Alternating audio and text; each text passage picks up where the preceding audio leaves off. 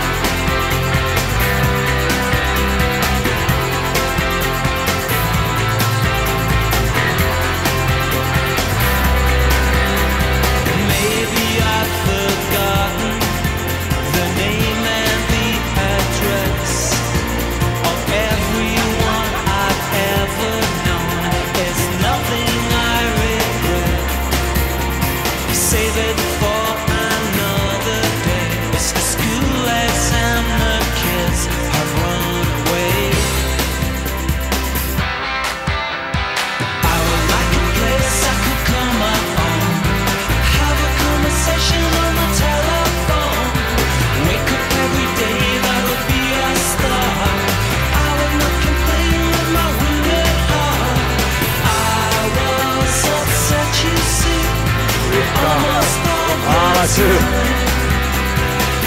aí, Anderson, é o novo.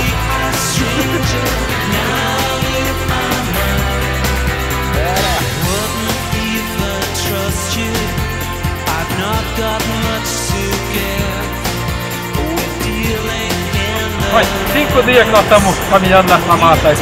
É, não me lembra. Nós vamos fazer uma estudança.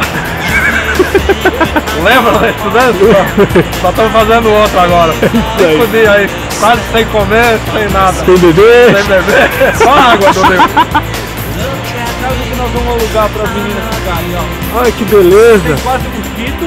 Pernilongo nem pensar, não existe aqui. Ah, e o bom é que não tem... Mas tudo é amigo do homem. Aqui é.